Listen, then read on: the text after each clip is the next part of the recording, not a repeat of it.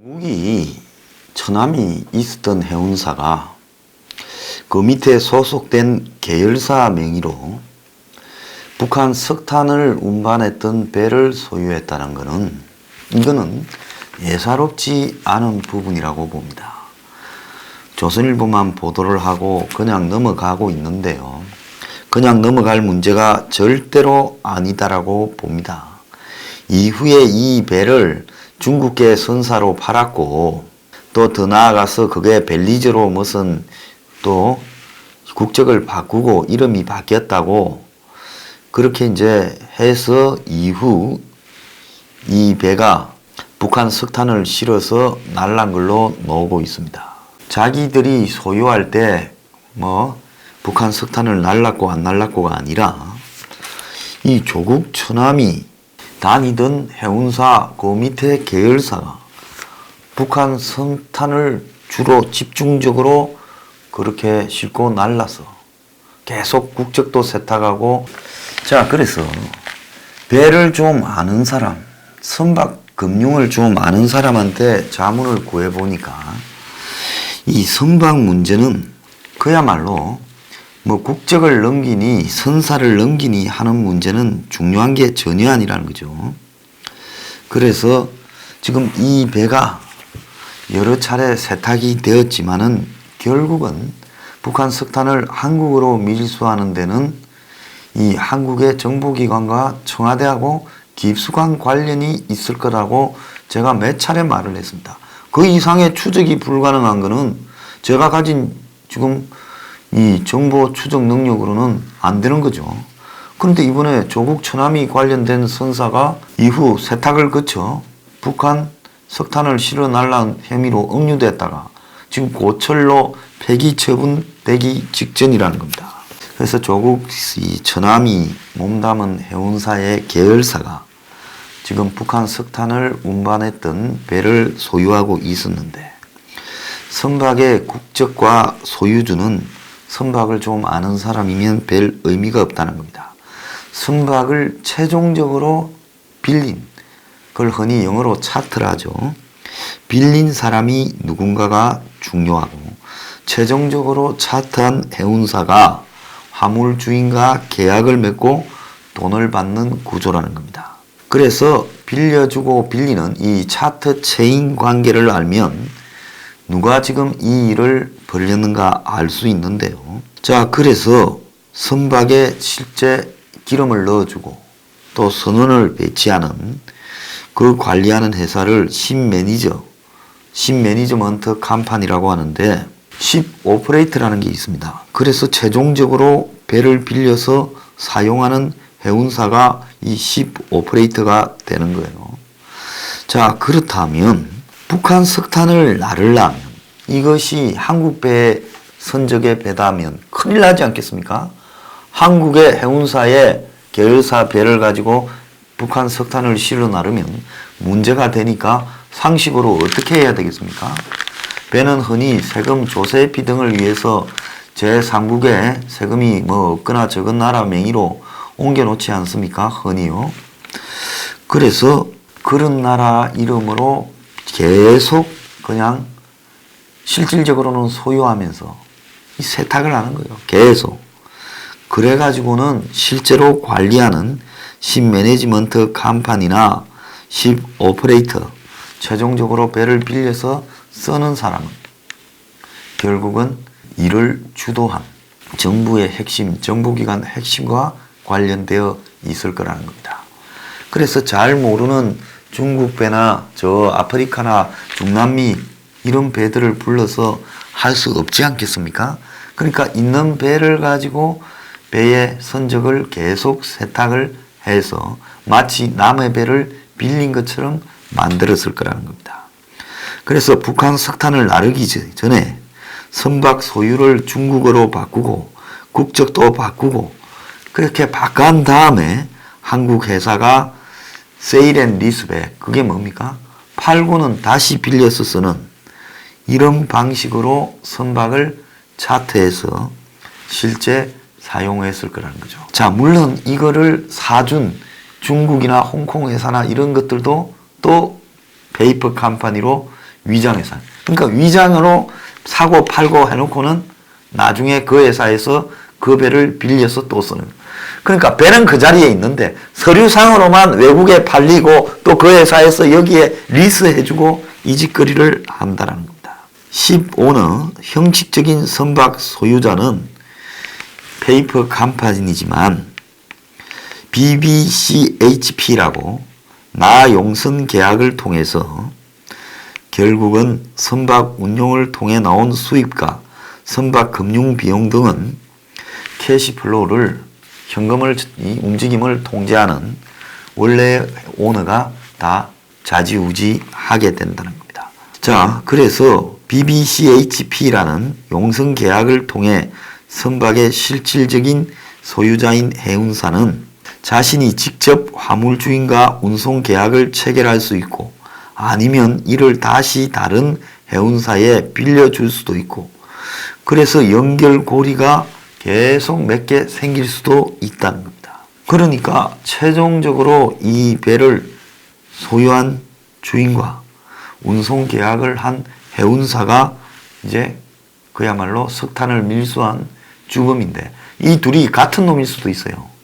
지 배를 남한테 팔은 척하고 또 빌린 척해서 또 용선을 해준 척 이렇게 하는데 중간에 왔다 갔다 한 거는 의미가 없이 원래 가진 놈이 진짜 주인일 수도 있다는 겁니다. 그래서 이 신매니저 하는 쪽에서는 이 선원들을 대부분 중국 사람이나 해외 사람들을 쓰면서 할 수 있겠죠.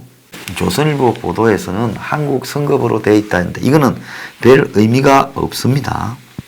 그래서 대부분의 선박은 최초의 선박 금융을 받기 쉬운 조세 해피 지역으로다가 국적을 갖다 놓고 그 다음에 거기서 선박 금융 상한이 끝나면 한국으로 다시 옮기고 이 짓을 밥 먹듯이 한다는 거예요. 그래서 이 지금 석탄 운반선 지금 언급된 배는 낡은 중고선으로 한국으로 국적이 바뀌었다가 석탄 밀수를 하려니 부담이 되니 중국으로 매각한 모양으로 하고 다시 또 조세 해피국으로 이름을 바꾼 장난을 친 건데 자, 한국 성급으로 된 배 중에도 외국 회사는 엄청 많습니다. 그래서 궁극적으로 중요한 것은 컨트롤되는 해운사 배를 가지고 했을 거다. 컨트롤되지 않는 아예 외국 회사를 가지고 한국의 정보기관이나 청와대가 석탄 밀수를 해올 수 있었을까? 저는 그건 불가능하다고 봐요. 팔고 사고 팔고 사면서 배는 그 자리에 있지만 주인은 몇 번 바뀌었어. 그야말로 이 배의 주인이 누군지도 알 수 없게 해놓고 그리고는 실제로는 이 해운사의 통제를 받으면서 했을 건데 그때는 반드시 정권과 깊숙이 믿을 수 있고 또 의지할 수 있는 핵심적인 인물이 이 일을 전체를 주도했을 가능성이 있다는 겁니다. 그래서 미국이 밝힌 횟수보다 훨씬 많은 지금 뭐 석탄 밀수 들킨 거야 뭐 한국 배가 한 거는 10번도 안 되잖아요. 그런데 실제적으로는 이 수십 배가 이루어졌을 수 있고 또 수많은 배들이 지금 이 일에 이용되었다가 지금 벌써 다 흔적이 사라졌을 수가 있다는 겁니다. 그러면 누군가가 해운을 잘하는 사람이 이 일을 정부나 정보기관 등으로부터 맡아가지고 주도해서 배를 모집하고 그 배를 또 신분 세탁을 시키고 그런 다음에 깜쪽같이 꼬리를 자를 수 있게 하고 이 짓을 했을 거라 봅니다. 마찬가지로 정제유 불법 환적에서도 그런 짓거리를 했을 거라고 봐요. 유조선을요. 자, 그렇게 본다면 결국은 조국의 처남 정씨가 지금 북한 석탄 밀수에 핵심적으로 관계된 인물일 가능성이 저는 있다고 봅니다. 이 정권이 조국을 포기하지 못하고 이렇게 끌려다니는 상황을 보면요. 이 배경에는 분명히 지금 뭔가 정말 서로가 하도 얽혀서 끊어낼 수 없는 고리가 있다. 그게 뭔가? 그것이 지금 이 정권과 관련되는 대북관계 일, 이 정권과 관련되는 중대한 비리, 이 모든 부분에 문과 조국 사이에 지금 어떻게 할 수 없는 무언가가 있기 때문에 조국에 이렇게 끌려가고 있는 게 아닌가. 지금 이렇게 해석될 수밖에 없다는 겁니다. 검찰이 지금 큐버스의 정상훈이를 지금 영장을 청구했습니다. 물론 정상훈이 주가 조작이나 배임 횡령에 관련되어서 이미 2달 전에 압수수색을 받았다. 이런 이야기도 있는데요. 물론 별건으로 됐다고 하지만은 지금 큐버스의 정상훈이 이렇게 된 것은 결국은 버닝썬과 관련돼서 그때 제가 하도 많이 이야기했던 부분. 그게 뭡니까? 버닝썬이 단지 마약과 술을 먹고 그리고 여성을 성추행, 성폭행하는 게 아니다. 버닝썬이라는 고리를 통해서 수많은 돈 그리고 권력 간의 결합이 이루어졌고 윤규건이가 청와대 핵심에 그것을 갖다가 주선해 줬을 수 있다. 그래서 버닝썬이 돈을 끌어들이는 일종의 팝업 스토어다. 제가 그 말한 거 기억나시죠? 자, 그런데 이 애월식당, 어제 제가 저기 우국종이라고 했는데 WFM의 우국한이고 또 애월식당이 이 강남에 버닝썬 옆이라는데 그게 아니고 청와대 옆입니다. 저도 이 하도 많은 정보를 기록하지 않고 계속 이야기하니까 가끔씩은 오작동이 있으니까 이해를 부탁드립니다. 그래서 이 정상훈이가 WFM으로부터 2014년에 8억을 투자를 받았어요. 그러니까 2014년이면 이 조범동이가 WFM을 인수를 2017년에 했으니까 인수하기 전에 A1A라는 이름으로 달고 있을 때 투자를 받았던 걸로 보입니다. 자, 그런데 그렇다면 이 우국한이와 정상훈이 관계가 매우 긴밀하고 또 더 나아가서 윤규건이가 5천만 원을 큐버스에 투자를 했다는 겁니다.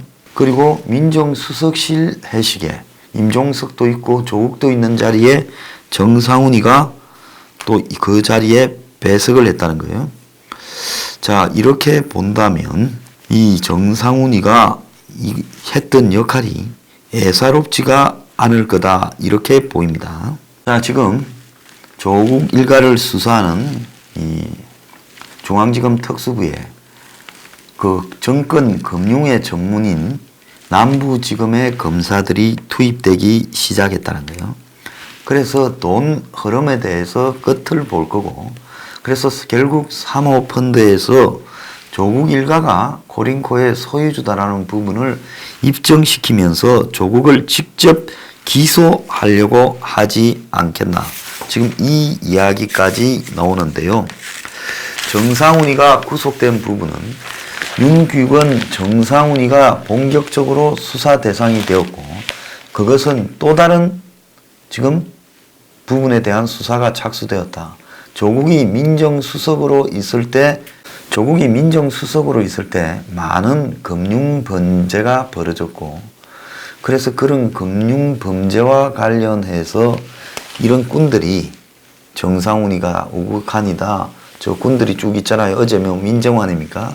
그런 꾼들이 결국은 조국과 이 금융 범죄를 저지른 주가 조작, 배임 횡령을 일삼는 게 직업인 사람들 사이에 뭔가 좀 투쟁이 역할을 해서, 그래서 지금 조국의 WFM으로 들어간 돈이 235억 쯤 돼요.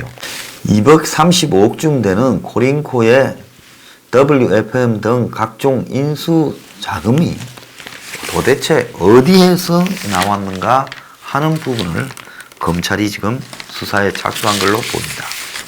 자, 검찰은 조국 딸의 동양대 봉사활동이 사실이 아니다. 아들 표창장을 가지고 딸 표창장을 만들었다. 그러니까 봉사도 사실이 아니고 표창장도 사실이 아니고 동양대. 그리고 검찰의 조국 아들 그 다음에 인턴을 한 것도 가짜고, 그 다음에 조국 딸이 당국대 논문 일저자, 당국대 그 논문 일저자 시켜준 교수의 아들이 또 서울대 인권법센터에서 인턴을 한 것도 가짜다. 서로 바꿔치기했다. 그런 자료들을 갖다가 지금 모두 확보를 했다고 합니다. 그래서 조국 아들이나 그 당국대 장 교수 아들한테도 다 허위 인턴 증명서를 발급한 게 아니냐. 지금 이렇게 보여지고 있습니다. 자, 검찰은 조국 딸을 지금 엄마 위조를 알고도 했을 거다 보고 기소하는 것까지 고민을 하고 있습니다.